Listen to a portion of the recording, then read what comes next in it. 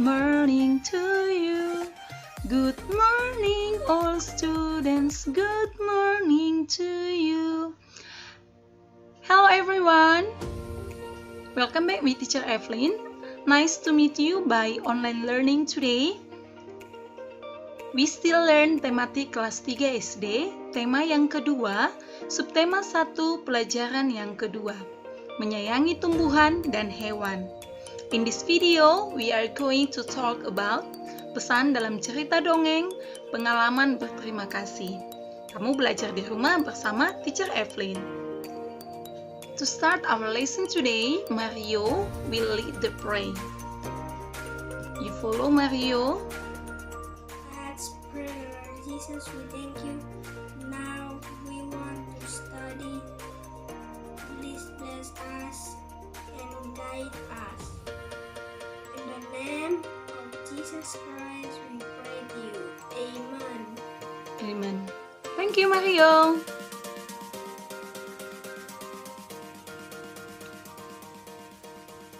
Alright, now I want to show you the student who answered our quiz correctly.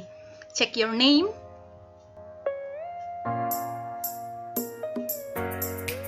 They are Giselle, Fidi, Brian, Josea, Leora, Patrick, Timothy, Mario, Rianti, Benny, Pasca, Leticia, Amos, Davin, Erika, Axel, JP, Mona, Johanna, Gadisa, Sam, dan Natasha. Thank you for all the students who have done our quiz correctly. Well, dalam pembelajaran kita hari ini, kamu diharapkan bisa menemukan pesan yang terdapat di dalam dongeng. Dan yang kedua, menuliskan pengalaman berterima kasih. Persiapkan bukumu.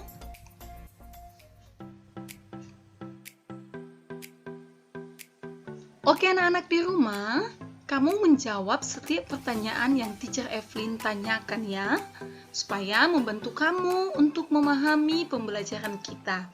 Nah, pertanyaan teacher adalah, siapa yang pernah baca dongeng?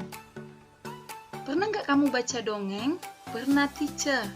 Kalau pernah, teacher mau tanya lagi.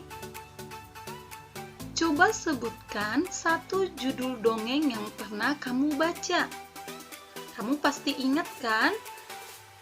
Contoh dongeng atau judul dongeng yang pernah kamu baca? Coba sebutkan. Pintaran anak teacher, very good. Nah, pertanyaan selanjutnya adalah, bagaimana sih cara membaca dongeng yang baik dan benar? Hari ini kita akan membahas bagaimana cara membaca dongeng yang baik dan benar. Yang pertama adalah lafal dan intonasi suara. Kamu harus memperhatikan kedua item ini dalam membaca dongeng. Teacher Evelyn, apakah itu lafal? Apakah intonasi suara? Lafal yaitu mengucapkan kata-kata dalam dongeng. Nah, anak-anak di rumah, dalam membaca dongeng, kita harus mengucapkan setiap kata dengan jelas agar si pendengar bisa memahami dan mendengar cerita yang kita bacakan. Nah, selanjutnya adalah intonasi suara. Perhatikan tanda baca pada dongeng. Jika ada tanda tanya, itu artinya intonasi suara menurun. Jika kamu menemukan tanda titik, itu artinya intonasi suara datar.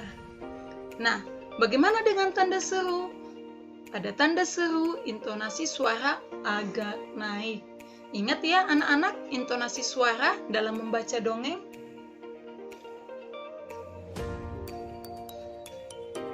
Selain itu, Teacher Evelyn juga akan membahas dengan kamu mengenai unsur-unsur yang terdapat dalam dongeng.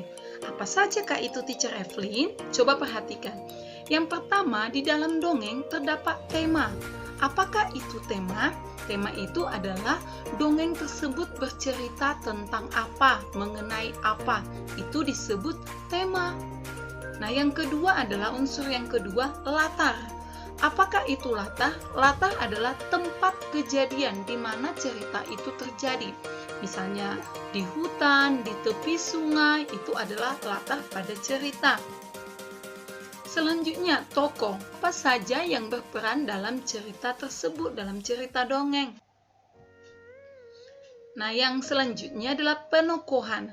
Penokohan ini artinya adalah karakter atau watak dalam dongeng. Watak siapa? Watak tokoh tersebut. Bagaimana karakter? Apakah dia berkarakter baik? Apakah dia sombong?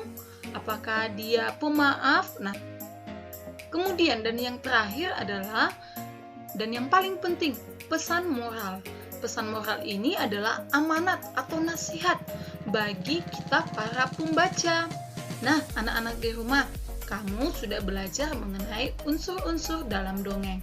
Teacher Evelyn berharap kamu mengetahui apa arti tema, latar, tokoh, penokohan, pesan moral dalam cerita dongeng. Di dalam bukumu ada cerita dongeng, halaman 8 dan halaman 9, yang berjudul Pohon Rambutan yang Kesepian. Ayo anak-anak di rumah, kamu buka bukumu, kita membaca sama-sama. Kisah Pohon Rambutan yang Kesepian. Dahulu kala, ada sebuah pohon rambutan kecil yang tumbuh di hutan. Tidak ada satupun tanaman atau hewan yang mau berteman dengannya. Hal itu membuat pohon rambutan bersedih. Suatu ketika, seekor burung nuri hinggap di dekat pohon rambutan. Pohon rambutan tampak senang dan meminta burung nuri untuk menjadi sahabatnya. Pohon rambutan menawarkan dahannya untuk tempat tinggal burung nuri. Namun, burung nuri menolak karena dahan pohon rambutan terlalu kecil dan rapuh, sehingga ia tidak akan mampu menopang sarangnya. Pohon rambutan kembali bersedih, tetapi ia tidak putus asa. Ketika ia melihat seekor kambing, pohon rambutan menawarkan daunnya untuk dimakan. Syaratnya, kambing tersebut harus mau bersahabat dengannya. Namun, jawaban kambing juga kurang menyenangkan. Kambing tersebut tidak mau makan daun-daun yang tidak rimbun karena takut kekurangan nantinya. Pohon rambutan bersedih hati, tetapi ia tidak ingin berlarut dalam kesedihan. Ia berdoa agar dapat tumbuh dengan baik. Waktu pun berlalu. Pohon rambutan kecil itu pun tumbuh besar. Batang dan pohon tersebut semakin kokoh. Daun-daunnya tampak rimbun dan lebat. Daun-daunnya berjajar rapat sehingga memberi keteduhan bagi siapa saja. Pohon rambutan sangat senang dengan perubahan bentuk tubuhnya. Melihat perubahan bentuk yang dialami pohon rambutan, burung nuri dan kambing datang menghampiri pohon rambutan. Kambing dan burung nuri meminta maaf atas kesalahan mereka. Pohon rambutan tidak marah dan memaafkan mereka. Kambing dan burung nuri berterima kasih kepada pohon rambutan. Sejak saat itu, mereka menjadi sahabat baik. Wow, seru sekali ya ceritanya anak-anak. Setelah kita membaca dongeng ini, Teacher Evelyn mengajak kamu untuk menjawab unsur-unsur apa saja yang ada pada cerita kita hari ini. Yang pertama itu adalah mengenai tema. Tema dalam dongeng yang kita baca barusan adalah pohon rambutan yang kesepian yang menginginkan sahabat. Setelah tema, ada lagi yang disebut latar. Latar itu adalah tempat. Di mana latarnya tadi? Di hutan, tepat sekali. Dan yang ketiga adalah tokoh. Tokoh siapa saja yang berperan dalam cerita dongeng kita? Ada pohon rambutan, burung nuri, dan seekor kambing. Nah, selanjutnya adalah pesan moral.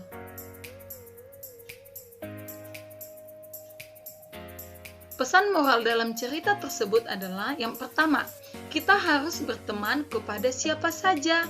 Kita tidak boleh pilih-pilih teman. Pesan yang selanjutnya adalah kita juga harus memaafkan apabila ada teman yang bersalah kepada kita dan mengakui kesalahannya. Ini seperti yang dilakukan pohon rambutan kepada burung nuri dan kambing. Setelah burung nuri dan kambing mengetahui kesalahannya, mereka minta maaf. Apa yang dilakukan pohon rambutan? Pohon rambutan memaafkannya. Wow, pohon rambutan baik hati sekali ya anak-anak di rumah.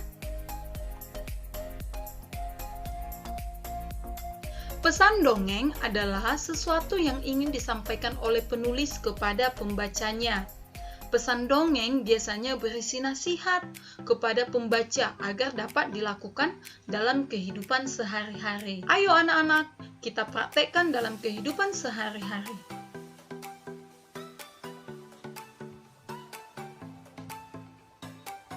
Setiap hari kamu pasti melakukan banyak kegiatan. Untuk melakukan kegiatan tersebut, kadang kamu memerlukan bantuan orang lain. Benar anak-anak di rumah? Kita semua tidak bisa hidup sendiri. Ada hal-hal tertentu yang kita membutuhkan orang lain untuk membantu kita melakukannya. Misalnya kamu, apabila bukumu atau mainanmu letaknya terlalu tinggi dan kamu tidak bisa mencapainya, kamu butuh bantuan papa atau mamamu untuk mengambilnya. Atau jika kamu ada tugas PR yang susah, kamu tidak bisa menjawabnya, kamu perlu bantuan kakakmu atau orang tuamu untuk membantumu menyelesaikan soalnya atau PR kamu. Nah, bantuan ini bisa saja bantuan dari orang tua, kakak, bahkan adik juga loh, dan teman-teman kita. Saat orang lain membantumu, ia telah meluangkan waktunya untukmu. Oleh karena itu, sebaiknya kamu mengucapkan terima kasih kepadanya.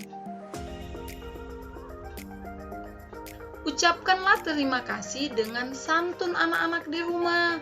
Dengan begitu, orang lain akan merasa senang membantumu. Berterima kasih merupakan salah satu cara bersyukur.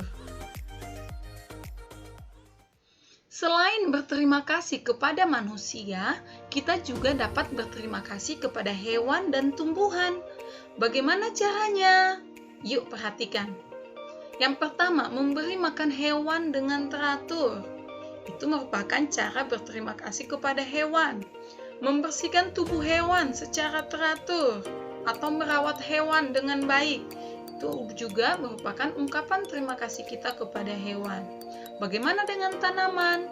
Menyiram tanaman secara teratur, memberi pupuk pada tanaman, tidak menginjak tanaman sembarangan.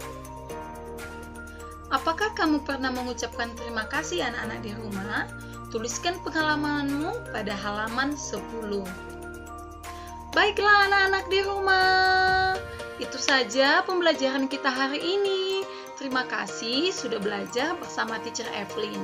Hari ini Teacher Evelyn ada kuis untuk kamu. Pertanyaannya adalah, yang menceritakan tempat kejadian pada dongeng disebut apa? Hayo jawab di kolom komentar ya. Teacher Evelyn tunggu loh. Setelah itu, anak-anak kerjakan Ayo Berlatih halaman 12. Nah, untuk kamu yang baru gabung dengan video ini, jangan lupa tonton, like, dan share video Teacher Evelyn. Semoga video pembelajaran kita hari ini bermanfaat membantu kamu belajar di rumah. Bye-bye and God bless you.